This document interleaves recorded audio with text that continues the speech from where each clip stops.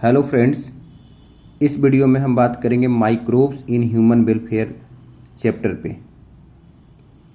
हम ये बात समझने का कोशिश करेंगे कि माइक्रोब्स हमारे लाइफ में किस तरीके से यूजफुल रोल प्ले करता है, मतलब कि माइक्रोब्स का हमारे लाइफ में क्या क्या अच्छे रोल्स है, किस तरीके से हम माइक्रोब्स को हम अपने लिए जो यूजफुल प्रोडक्ट होता है उसको बनाने के लिए इस्तेमाल कर सकते हैं।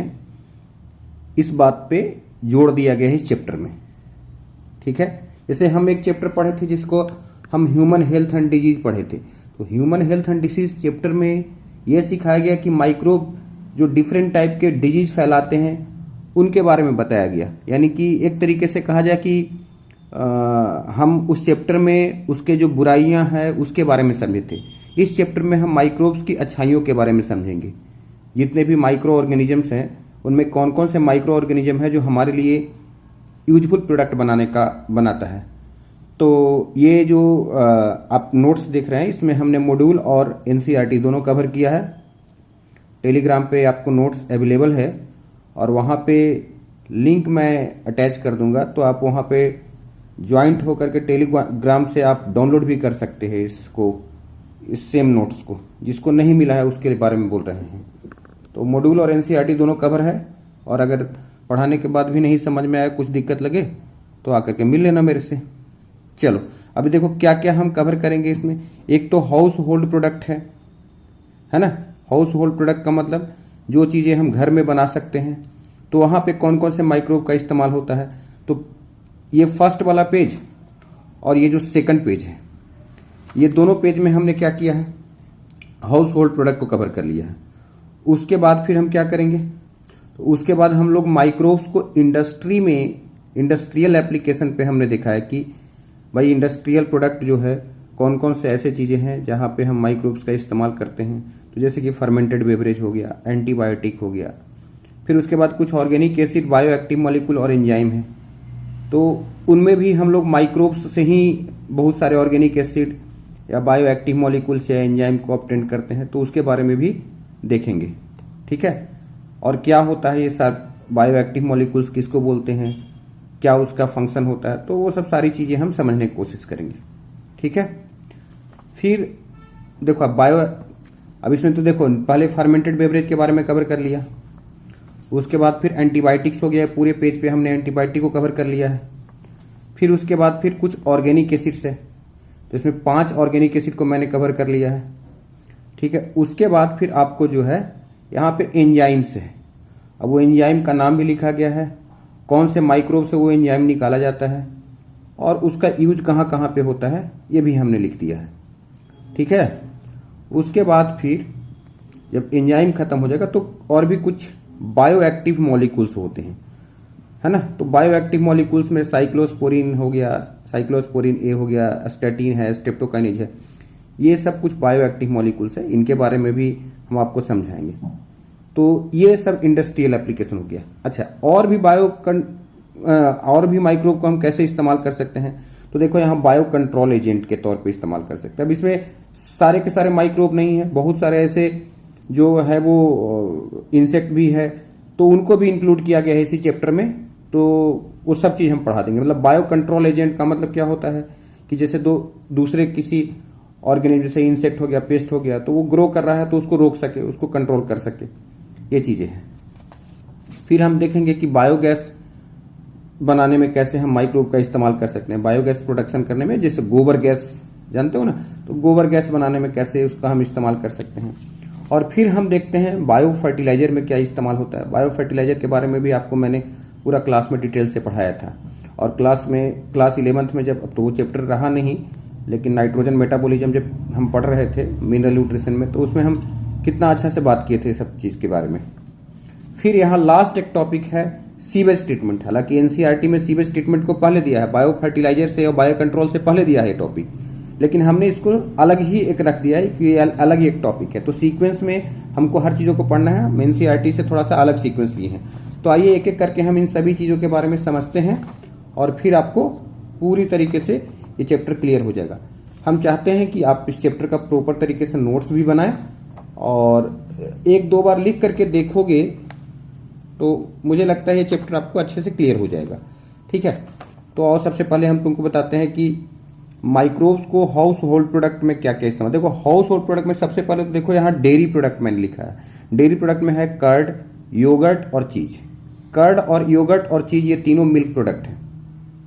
ठीक है, तो इन मिल्क प्रोडक्ट को बनाने के लिए लैब ग्रुप का बैक्टीरिया इस्तेमाल होता है। लैक्टिक एसिड बैक्टीरिया इसको बोलते हैं। ठीक है, और ये बैक्टीरिया जैसे लैब ग्रुप में कुछ एग्जाम्पल भी मैंने लिखा है, जैसे लैक्टोबैसिलस हो गया, ल्यूकोनोस्टॉक है, स्ट्रेप्टोकोकस है, लैक्टोकोकस है। ये सब कुछ बैक्टीरिया है जो लैब ग्रुप से बिलोंग करते हैं। अब इन बैक्टीरिया का इस्तेमाल किया जाता है ये सब डेयरी प्रोडक्ट बनाने के लिए, और भी जगहों पे इस्तेमाल करते हैं इसका, ऐसा बात नहीं है। तो ये जो है ये डेयरी प्रोडक्ट है। बेकरी प्रोडक्ट में एक हमको ब्रेड के बारे में पढ़ना है।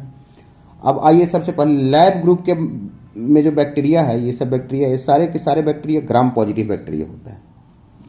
तब देखो डेयरी प्रोडक्ट में हमने बोला कि आपको सॉरी जैसे सबसे पहले हम बात करेंगे कर्ड के बारे में। तो कर्ड जो है, कर्ड में देखो एक बैक्टीरिया होता है, लैब ग्रुप का ही बैक्टीरिया है, लैक्टोबैसिलस एसिडोफिलस। बैक्टीरिया का नाम जरूर याद रखो, लैक्टोबैसिलस एसिडोफिलस। ये क्या करता है कि मिल्क में जो शुगर होता है, जिसको आप लैक्टोज शुगर कहते हो, इसको लैक्टिक एसिड में कन्वर्ट कर देता है ना। मिल्क शुगर को जो लैक्टोज है उसको लैक्टिक एसिड में कन्वर्ट कर देगा। अब लैक्टिक एसिड क्या करता है, मिल्क का कोगुलेशन कर देता है। ठीक है, और जो मिल्क में प्रोटीन होता है जिसको आप कैसीन प्रोटीन बोलते हो, इसका पार्शियल डाइजेशन कर देता है।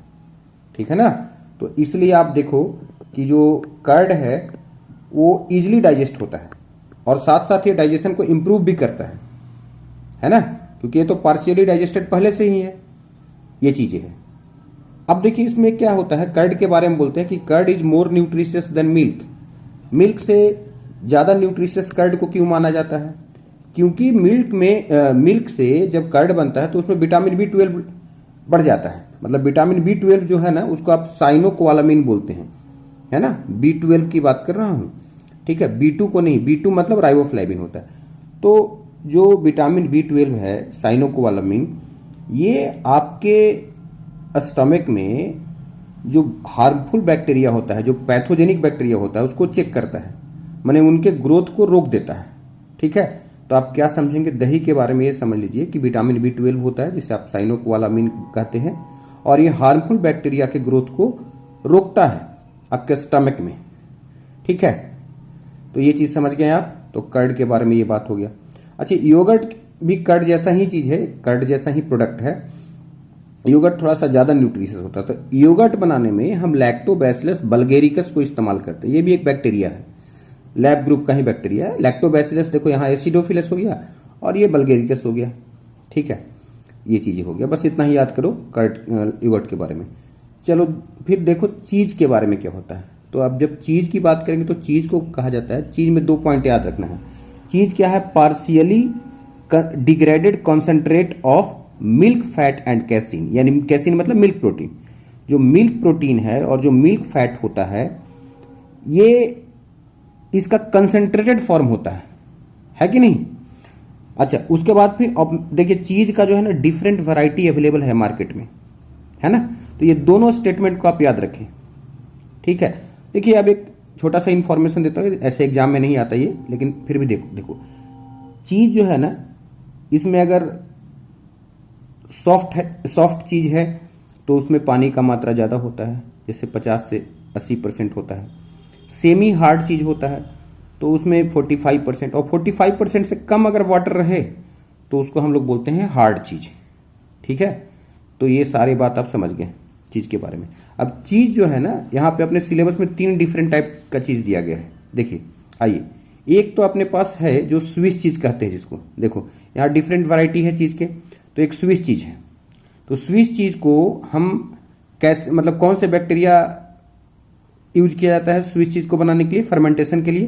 तो सरमानी एक बैक्टीरिया है, प्रोपियोनी बैक्टीरियम सरमानी। नाम लिखो, स्पेलिंग लिख करके इसको प्रैक्टिस करो। स्विस चीज के लिए प्रोपियोनी बैक्टीरियम सरमानी ये बैक्टीरिया है, इसे इस्तेमाल करेंगे। ये बैक्टीरिया है, देखो बैक्टीरिया नाम में ही लिखा गया है। एक होता है रॉकीफोर्ट चीज, इसके लिए आता है पेनिसिलियम रॉकीफोर्टी, ये फंजाई है, पेनिसिलियम है ना तो एस्कोमाइसिटिज का मेंबर होगा, तो पेनिसिलियम रॉकीफोर्टी जो है वो रॉकीफोर्ट चीज के लिए हो गया।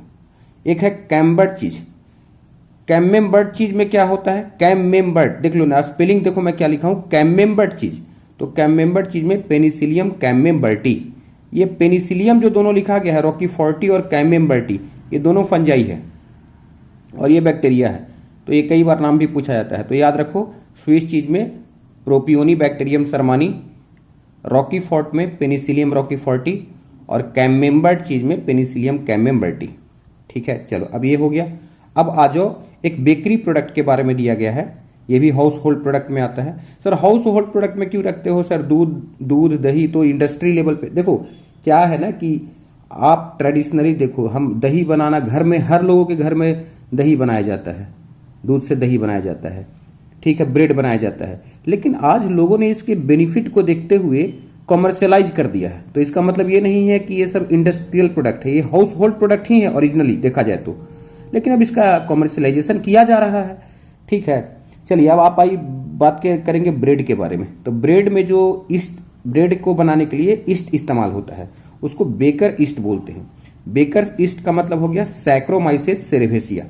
अब देखो सैक्रोमाइसेस सेरेवेसी जो है ये एक प्रकार का ईस्ट है ना, ईस्ट के और भी कई सारे स्पेसीज होते हैं, हम आगे पढ़ेंगे। तो ईस्ट जो है, जो सैक्रोमाइसेज है, इसको हम लोग मैदा समझता है ना, मैदे में हम इसके पाउडर होता है, व्हाइट कलर का पाउडर होता है, उसको मिला देते हैं और उसका डो बनाते हैं। तो डो में क्या होता है, पफिनेस आ जाता है, पफ्ड अप अपीयरेंस हो जाता है ना। ये क्यों होता है, CO2 गैस बनने की वजह से। कौन सा गैस बनने की वजह से, CO2 गैस का प्रोडक्शन होने की वजह से। और डो जो है, डो में स्वेलिंग हो जाता है। ठीक है, तो क्यों स्वेलिंग होता है, क्योंकि उसमें 3 एंजाइम बनते हैं और तीनों एंजाइम को हम एक नाम से इस्तेमाल करते हैं, जैम, ZAM, जाइमेज, एमाइलेज और माल्टेज। देख रहे हो ना, जाइमेज, एमाइलेज और माल्टेज, ये 3 एंजाइम जो है वो प्रोड्यूस करता है ये जो ईस्ट है वो। तो याद रखना है तीनों एंजाइम का नाम, कि जो इसे देखो जो स्वेलिंग होता है ना डो का, इस प्रोसेस को हम लीवनिंग बोलते हैं, ये बात याद रखना। अब आ जाते हैं हम लोग इडली और डोसा पे। तो डोसा और इडली में क्या होता है, एक तो देखो ये डोसा इडली जो है वो राइस फ्लोर से तैयार किया जाता है ना, जो आप देखते हो राइस का जो आटा होता है उससे, या फिर आप कई लोग इडली बनाते हैं ब्लैक ग्राम मतलब काला चना, तो काला चना से भी बनाते हैं इडली। आप देखिएगा, तो इसको बनाने के लिए इनके जो फ्लोर होते हैं, इनको माने फर्मेंटेशन करने के लिए ल्यूकोनोस्टॉक या स्ट्रेप्टोकोकस बैक्टीरिया का इस्तेमाल होता है।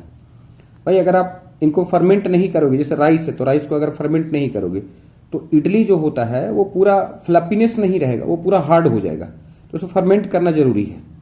ठीक है, चलो अब एक चीज और यहाँ पे समझ लो, एक इंपॉर्टेंट पॉइंट है जिसको हम बोलते हैं टॉडी। टॉडी का नाम आपने सुना होगा, टॉडी मतलब होता है ताड़ी, हम लोग बोलते हैं यूपी बिहार में उसको ताड़ी कहा जाता है। ठीक है, अब ये टॉडी क्या है, ये हर जगह पे चलता है, ऐसा बात नहीं है, लेकिन ये नॉर्थ इंडिया में थोड़ा कम चलता है। साउथ इंडिया में तो देखिए ना, ट्रेडिशनल ड्रिंक है साउथ इंडिया का, माने पारंपरिक तरीके से इसको शादी विवाह में भी लोग यूज करते हैं। तो कुछ कुछ ऐसे पार्ट है साउथ इंडिया में, सारे पार्ट में तो नहीं, लेकिन some part of South India में इसको ट्रेडिशनल ड्रिंक जैसा इस्तेमाल करते हैं। अच्छा, टॉडी जो है ना वो जस्ट व्हाइट कलर का एक लिक्विड होता है, माने लिम्का जैसा, देखो ना लिम्का टाइप का होता है। तो ये प्लांट से ऑब्टेन होता है, उस प्लांट का एक जूस है, उस प्लांट का नाम है कैरियोटा यूरेंस, है ना। तो ये बात ध्यान रखना पड़ेगा, कैरियोटा यूरेन नाम का प्लांट है जिसे हम टॉडी ऑब्टेन करते हैं। और टॉडी में मैक्सिमम 6% तक अल्कोहल हो सकते हैं अगर उसको फर्मेंट कर दिया जाए तो। ऐसे तो देखो टॉडी पीता है तो वो जूस का काम करता है, लेकिन अब जब फर्मेंटेड फॉर्म में होगा तो वो अल्कोहलिक हो जाता है, तो इसलिए फिर वो नुकसान करता है ना। अब जूस को भी आप फर्मेंट कर देंगे तो उसमें अल्कोहल बन जाएगा। ठीक है, तो ये चीजें हैं। अब देखिए फिर अब माइक्रोब का इस्तेमाल हम कर लेंगे।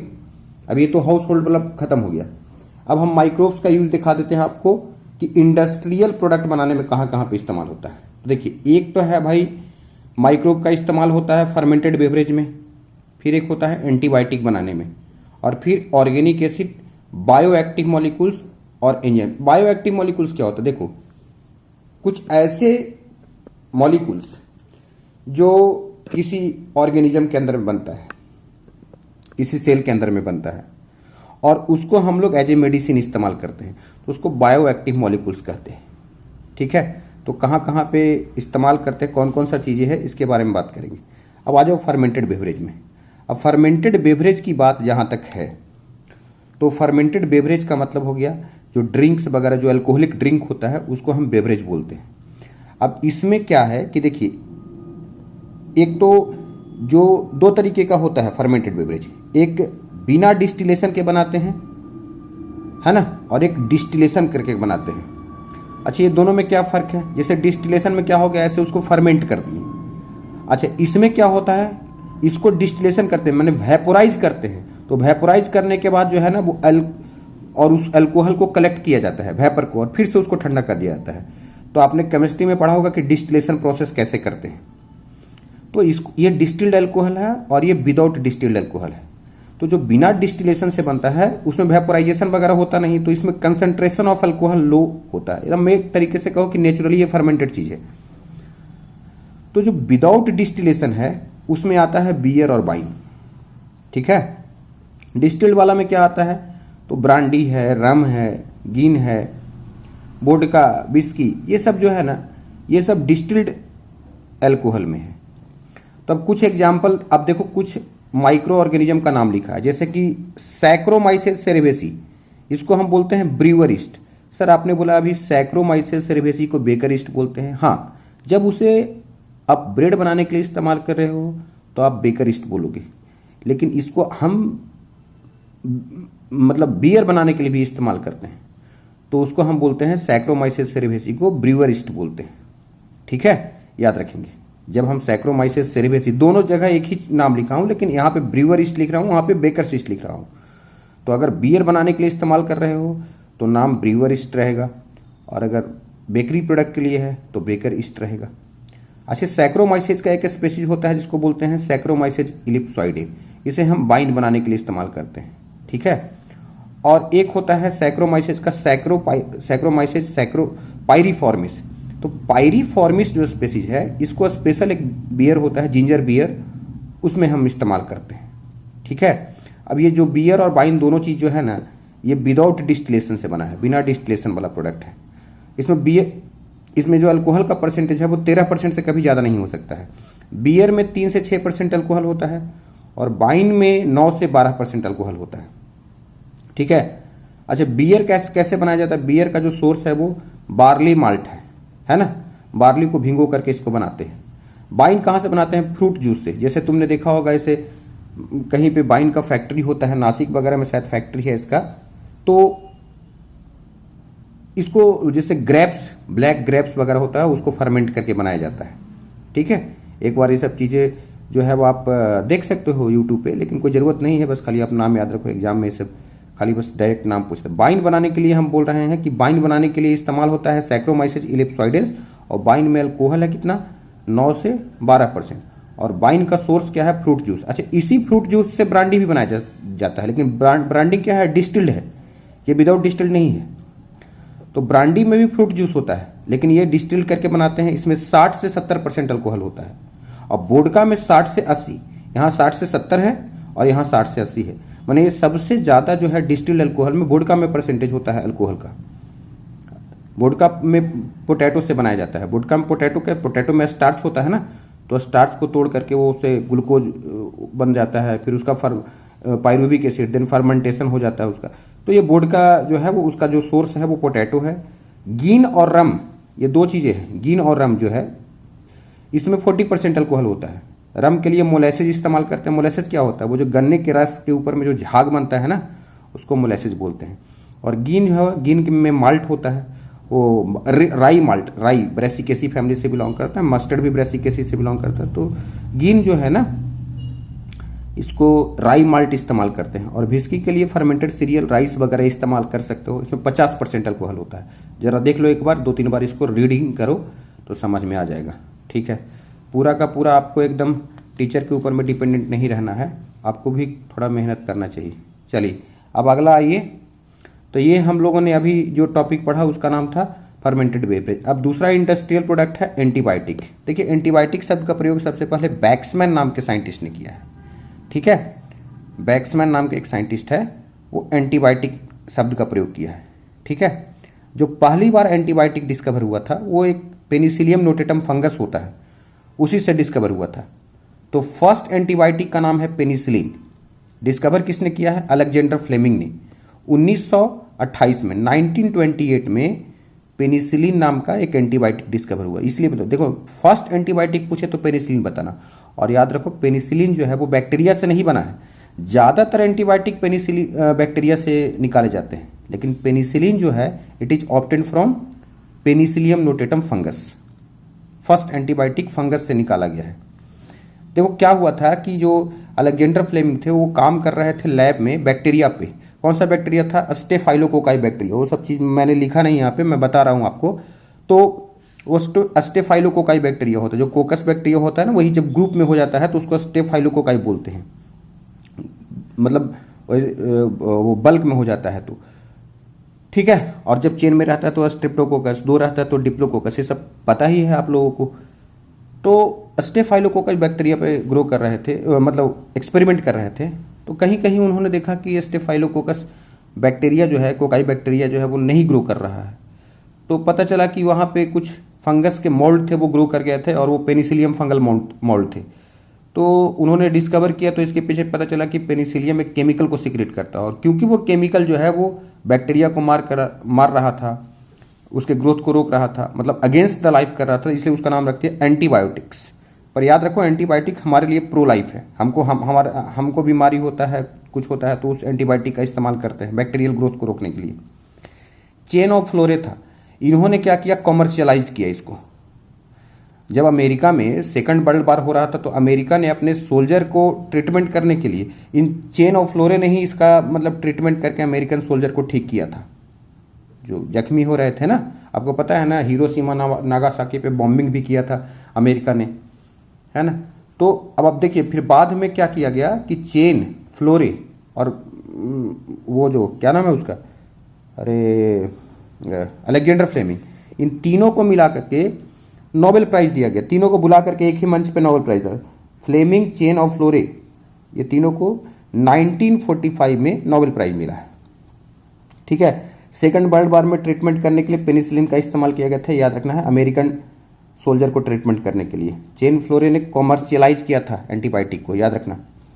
ठीक है, स्ट्रेप्टोमाइसिन ये एक एंटीबायोटिक है, इसके बारे में पूछा जाता है। ये किससे डिस्कवर किया है? इसको मैंने किसने डिस्कवर किया है? ठीक है, तो इसको डिस्कवर किया गया है वैक्समैन के द्वारा। वैक्समैन और अल्बर्ट, ये दो साइंटिस्ट थे, इन्होंने 1943 में इसको डिस्कवर किया था। अब देखो एक ऐसे याद रखो, ENT डॉक्टर होता है ना, तो उसे याद करो, ENT, इरिथ्रोमाइसिन, नियोमाइसिन और टेट्रासाइक्लिन। एक अलग से स्ट्रेप्टोमाइसिन भी याद कर लो, यहाँ पे ऊपर में लिखा हुआ है, तो ये अलग से एक याद करना जरूरत है नहीं। ये तो ये चार चीज हो गया। ये चारों जो है ना, स्ट्रेप्टोमाइसिन, टेट्रासाइक्लिन, इरिथ्रोमाइसिन और नियोमाइसिन, ये चारों एंटीबायोटिक स्ट्रेप्टोमाइसिन से ही निकाले जाते हैं। इसी के अलग अलग स्पेसीज से निकाले जाते हैं, मतलब ऑब्टेंड होते हैं। ठीक है, अब अगली बात आ जाओ। अब आ जाओ फिर यहाँ पे देखो, एक होता है कि पेनिसिलियम नोटेटम और पेनिसिलियम क्राइसोजेनम, इससे पेनिसिलिन तो ऑब्टेंड करते ही हैं। एक वायरिडीन नाम का मतलब एंटीबायोटिक होता है, तो वो जो है वो ग्लाइयोक्लैडियम वायरेंस नाम का एक बैक्टीरिया होता है, उससे ऑब्टेंड करते हैं। ठीक है, अच्छा एंटीबायोटिक के बारे में 3-4 बीमारी जो है उसको बारे में याद रखो। डेडली डिजीज बोलते हैं, है ना, जिससे महामारी फैल जाता है, जैसे प्लेग हो गया, वुपिंग कफ हो गया, गाल घोटी हो गया, है ना, कुष्ठ रोग हो गया, ये सब जो है ना डेडली डिजीज में आते हैं। ठीक है, तो इसके बारे में याद रखना है। ये 4 जो लिखा हूँ इंपॉर्टेंट है, इसलिए मैंने लिख दिया है। ठीक है, अब देखो ध्यान से यहाँ पे, microbes in organic acid. Organic acid जो हो गया, इसमें 5 ऑर्गेनिक एसिड का नाम लिखा, citric acid, acetic acid, butyric acid, lactic acid और gluconic acid. Citric acid Aspergillus niger से ऑब्टेंड होता है। ठीक है, अस्परजिलस नाइगर से ऑब्टेंड होता है, फंगस है एक प्रकार का। फिर देखेंगे एसिटिक एसिड। तो एसिटिक एसिड जो है एसिटोबैक्टर एसिटाई से ऑब्टेंड होता है, ये बैक्टीरिया है। ब्यूटारिक एसिड क्लोस्ट्रीडियम ब्यूटारिकम, और लैक्टिक एसिड के लिए लैक्टोबैसिलस एसिडोफिलस, मैंने अभी बताया था लैक्टिक एसिड के बारे में, अभी मतलब दही बना रहे थे तो। और ग्लूकोनिक एसिड जो है वो स्पर्जिलस नाइगर और पेनिसिलियम फंगस से भी ऑब्टेन होता है। तो ग्लूकोनिक एसिड देखो सोर्स ऑफ कैल्शियम है, जो इन्फेंट होते, जो बच्चे होते हैं ना,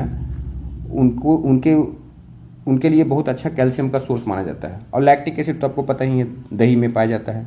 ब्यूटारिक एसिड बटर में पाया जाता है। तो इन सभी का कॉमर्शियल एप्लीकेशन है, तो जरा एक बार याद रखो इनको। सिट्रिक एसिड में स्पर्जिलस नाइगर है, एसिटिक एसिड में एसिटोबैक्टर एसिटाई है, ब्यूटारिक एसिड में क्लोस्ट्रिडियम ब्यूटारिकम है, लैक्टिक एसिड में लैक्टोबैसिलस है, और ग्लूकोनिक एसिड में स्पर्जिलस नाइगर और पेनिसिलियम है।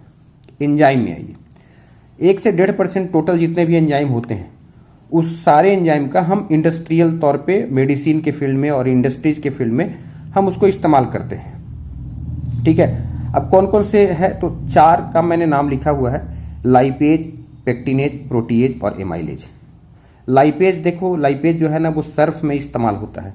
सर्फ में क्यों इस्तेमाल करता है, जब कॉलर वगैरह पर देखते हो जो ऑयली स्टेन आ जाता है, वो सबको हटाने के लिए लाइपेज जो है वो इस्तेमाल में आता है। कहाँ से ऑब्टेन करते हैं, कैंडिडा लिपोलिटिका और जियोट्राइकम कैंडिडम से, है ना। अच्छा, पेक्टिनेज है, तो पेक्टिनेज जो है वो जूस का, जो अब मार्केट में देखते हो, मार्केट में जो भी जूस बेचे जाते हैं, ये ओरिजिनल आप मौसमी का जूस बनाइए, उतना क्लियर नहीं रहेगा। लेकिन मार्केट में जो हम जूस लेते हैं वो इतना ज़्यादा क्लियर कैसे होता है। पाइनएप्पल का जूस आता है, ठीक है, अनार का जूस होता है, तो वो सब क्लियरिफिकेशन करने के लिए हम पेक्टिनेज का इस्तेमाल करते हैं, ताकि अच्छे तरीके से उसका कॉमर्शियल वैल्यू बढ़ा सके। अस्परजिलस नाइगर और बैसोक्लेमिस फल्वो, ये फुल्वो जो है और ये नाइगर जो है, ये दोनों फंगस है। अच्छा, प्रोटीएज में हो गया मोर्टिरेला रेनियसपोरा और अस्परजिलस नाइगर। ये जो अस्परजिलस तो आपको पता है ये फंजाई है, तो ये दोनों जो है मोर्टिरेला और ये जो है प्रोटीएज और ये जो पेक्टिनेज, ये दोनों जो है ना, ये दोनों जो है वो जूस को क्लियरिफिकेशन करने में इस्तेमाल होता है, ये बात याद रखना। लाइपेज को हम लोग डिटर्जेंट फॉर्मुलेशन में इस्तेमाल करते हैं। एमाइलेज हो गया, इसको स्टार्च को डिग्रेड करने में इस्तेमाल किया जाता है, ठीक है। ये अस्परजिलस और आइजोपस दोनों से ऑब्टेन होता है, ठीक है। ये चीज़ें हो गई।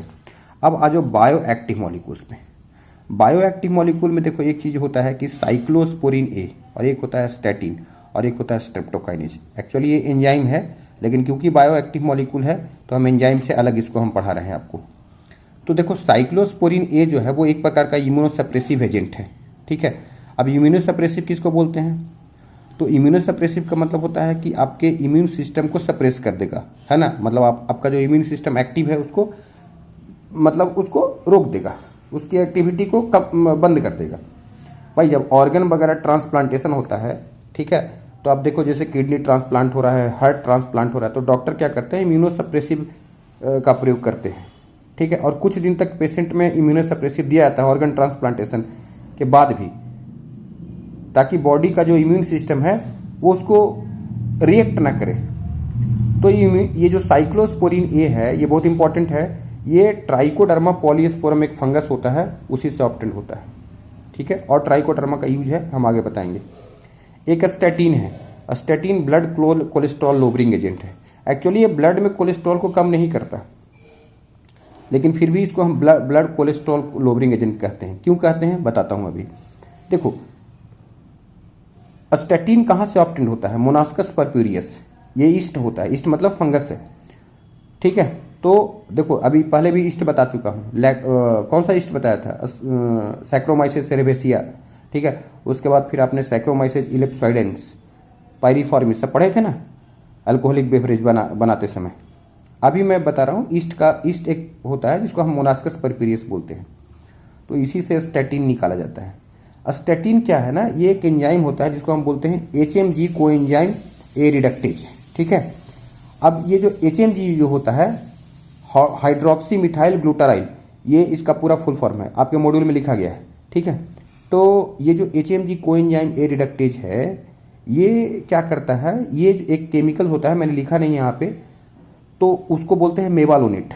तो मेवालोनेट के साथ ये रिएक्ट करता है और रिएक्ट करने के बाद उसको कन्वर्ट कर देता है कोलेस्ट्रॉल में।